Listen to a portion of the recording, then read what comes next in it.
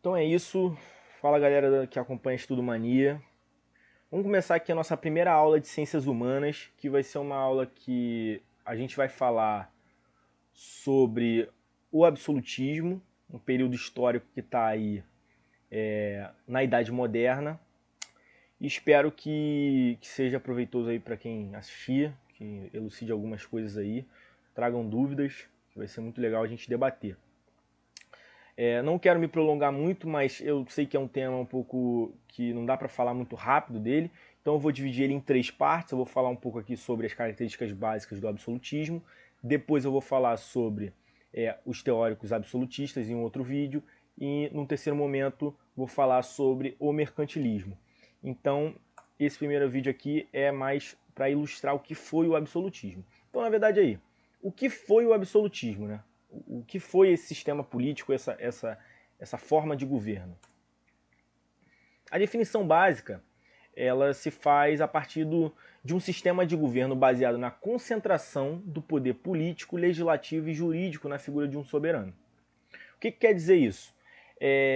O absolutismo ele é um processo histórico onde o poder político, a poder de decisão, o poder de legislar, o poder de julgar as leis, o poder de influenciar na religião, ele começou a se concentrar na figura de uma só pessoa. E que pessoa era essa? Era o governante, era o monarca, o rei, a rainha, enfim, era o governante ali. E isso é um processo, isso dá a partir de um processo que vai levar séculos, ou seja, não é algo que se dá da noite para o dia, como nada na história é. Assim, são 3 séculos no mínimo aí para a gente ver o ápice do absolutismo, onde a gente vai ver aquela coisa do rei concentrando tudo, do rei decidindo tudo, do rei sendo o Estado, né? O Estado na figura do rei. Então, basicamente é isso, um sistema político, um sistema de governo baseado na concentração do poder político, legislativo e jurídico na figura de apenas um monarca, na figura de um rei. Mas qual foi o princípio? Como é que isso teve a sua origem?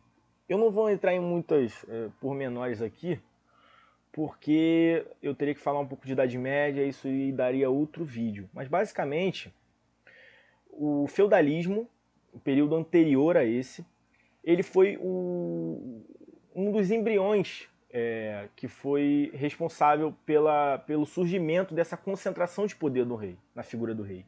Por quê? O feudalismo ele era o sistema político baseado na troca de favores entre a nobreza e o rei, ou seja, o rei no feudalismo ele não tinha tanta importância política quanto ele vai ter no absolutismo. Por quê? Porque o feudalismo era um sistema político baseado na descentralização do poder. E o que quer dizer isso? No período feudal, na Idade Média, a figura política do rei, por mais que ela fosse uma figura política importante, ele não detinha todo o poder político. O poder político ele estava pulverizado, ele estava espalhado, ele estava contido em diversas pessoas. Que pessoas eram essas? Eram os nobres. Os nobres eram responsáveis também pelas decisões, responsáveis pelos exércitos, responsáveis pela moeda, pela economia. Ou seja, é uma questão de descentralização do poder. Foi esse o princípio do feudalismo, foi esse o princípio da Idade Média. E a partir da crise desse feudalismo, a gente vai ver o desenvolvimento do próximo modelo, que vai ser o capitalismo. Só que esse modelo ele só vai surgir com a ascensão de uma classe. E essa classe vai ser a burguesia, a classe que ilustra muito o que é o capitalismo. Essa questão do comércio, essa questão do capital, do dinheiro, de você comercializar, enfim. A burguesia ela vai surgir justamente, como eu disse, da crise do feudalismo, da crise desse sistema muito engessado, muito hierárquico, onde os nobres tinham privilégios, o rei tinha privilégios e os servos não tinham privilégio algum. Não viviam sob escravidão, mas não tinham privilégio algum. Na verdade, tinham que prestar favor ao rei e aos nobres para, em troca, terem algum tipo de proteção, algum tipo de terra arável para eles cultivarem alguma coisa sua subsistência. Ou seja, o servo estava numa posição de subalterno ali. Só que ele vai sair do feudalismo valorizado, ele vai sair do feudalismo, e isso aí a partir de algumas coisas que a gente vai falar em outros vídeos, como o vídeo da Idade Média, que é o renascimento comercial, o renascimento cultural, a crise da Idade Média.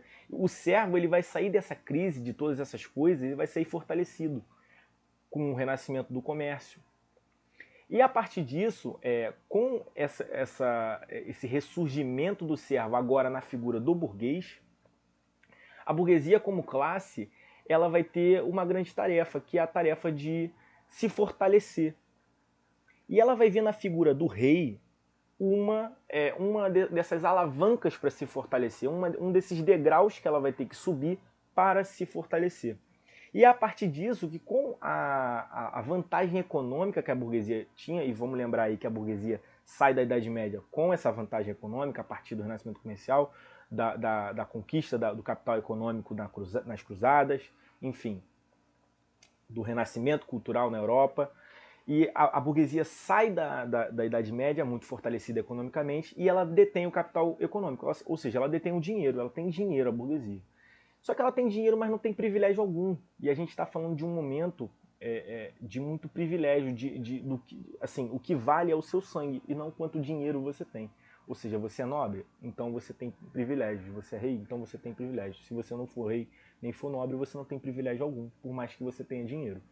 Então a burguesia sai desse período medieval muito fortalecida e vai achar no rei a figura que ela vai ter para dizer assim, caramba, é com esse cara que a gente vai conseguir quebrar esse sistema que está atrapalhando a gente a ganhar dinheiro, que é o feudalismo. E na figura do rei, ela vai achar esse cara e vai financiar o rei. Para quê? Para que financiar o rei? Para ele unificar o poder na figura dele. Ele vai tirar o poder dos nobres.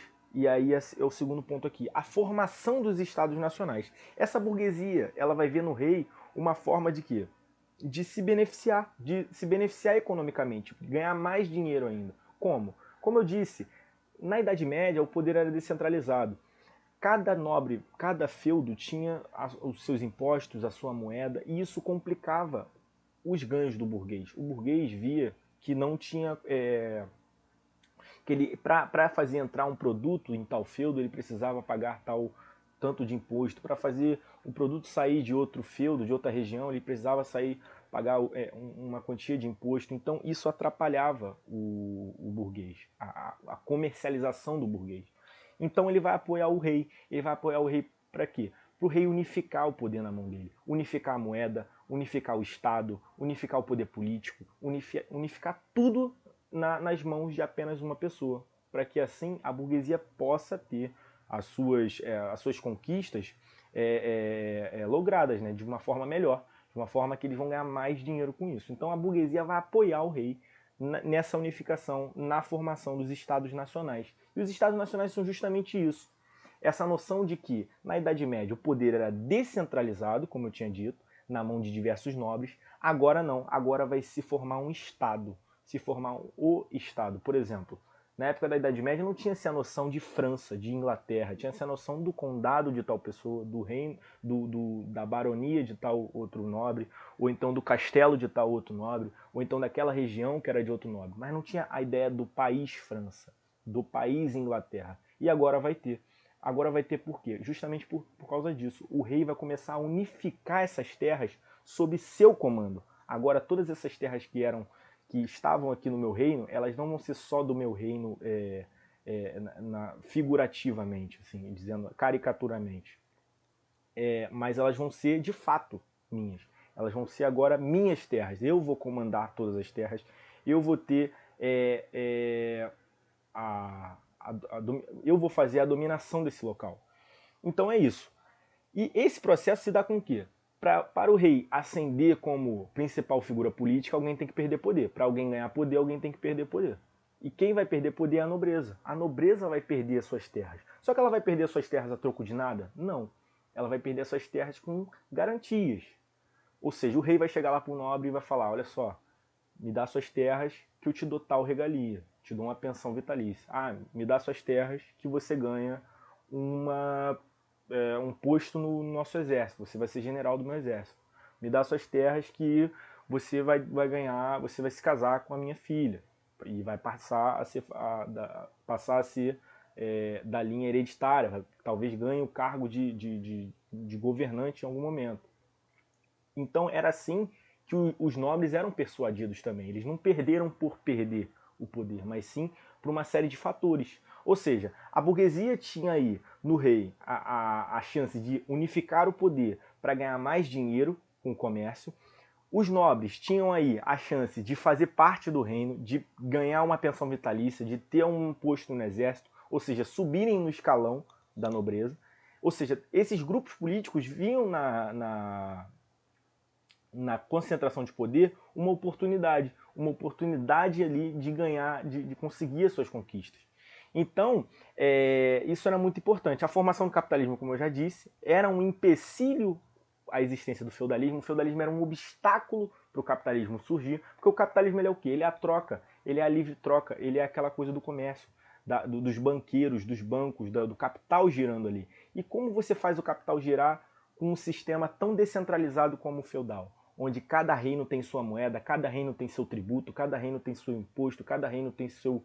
Enfim, você tem uma série ali de entraves para aquela coisa acontecer. E com o Estado unificado, não. Com a formação do Estado Nacional, você tem uma coisa unificada. Você tem uma moeda só, um tributo só, e aí você pode ganhar mais dinheiro e o capitalismo pode se consolidar.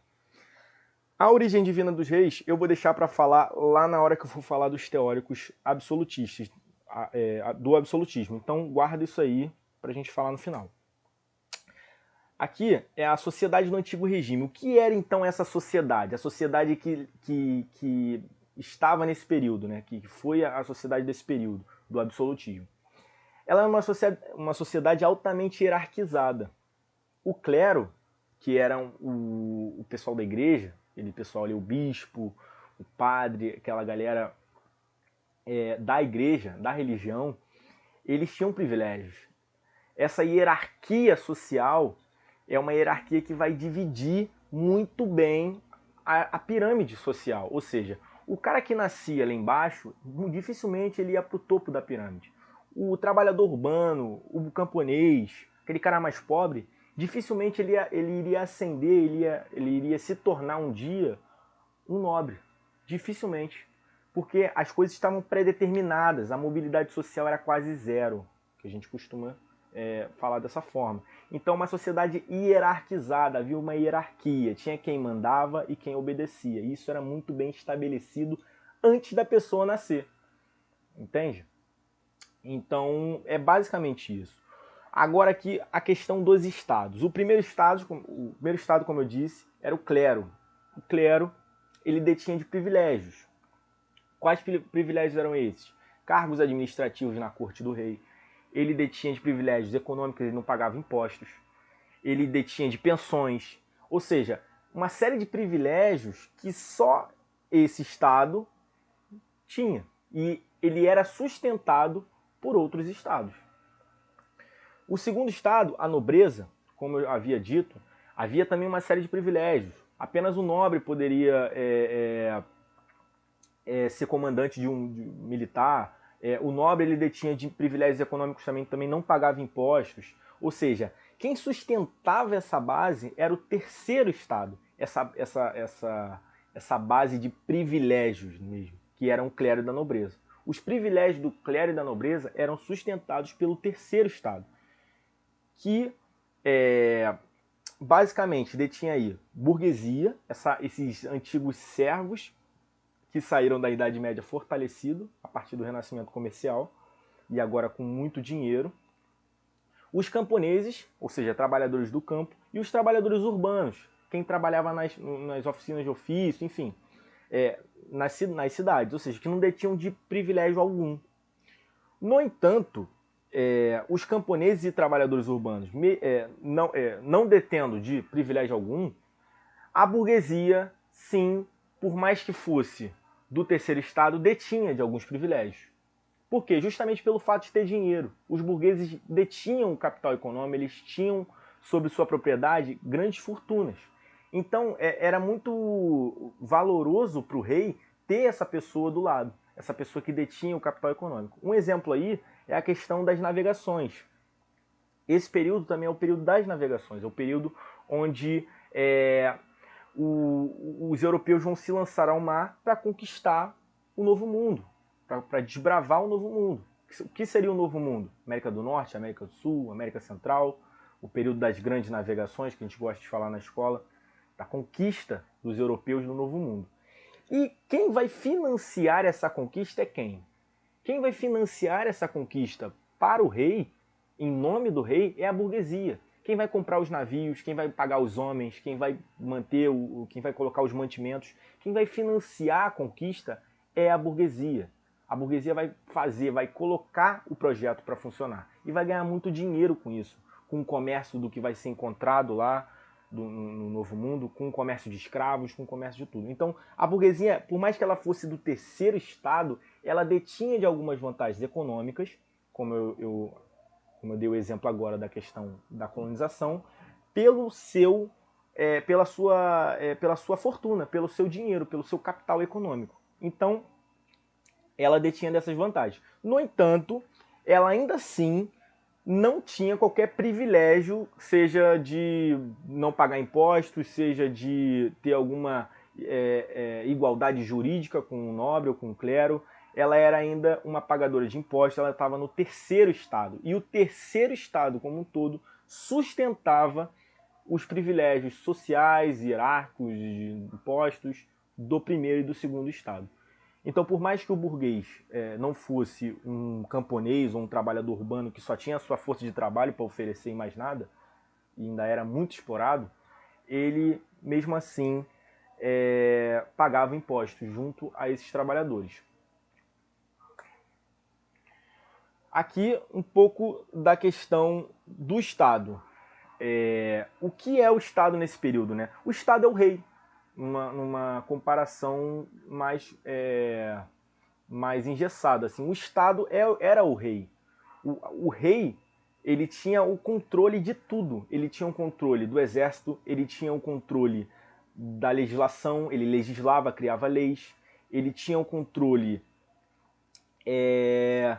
do judiciário, ele tinha o comando de colocar comandantes militares, de ser ele o comandante militar do seu exército, ou seja, tudo estava girando em torno do rei. E isso é o absolutismo, é o poder absoluto na mão dos reis. E aqui uma charge, né, que muito se costuma falar quando se dá essa matéria na escola do Luís XIV, que foi o rei da França, do absolutismo francês, que colocou a frase, né, l'état c'est moi, o Estado sou eu, e ilustra bem isso, ilustra bem o que foi o absolutismo. O absolutismo era exatamente isso, o Estado era o rei era o Estado, ele tinha total poder de Estado, ele era a figura máxima política naquele período. E aqui embaixo, ó, além disso, tinha como responsabilidade os portos, pesos e medidas, estradas, território e religião.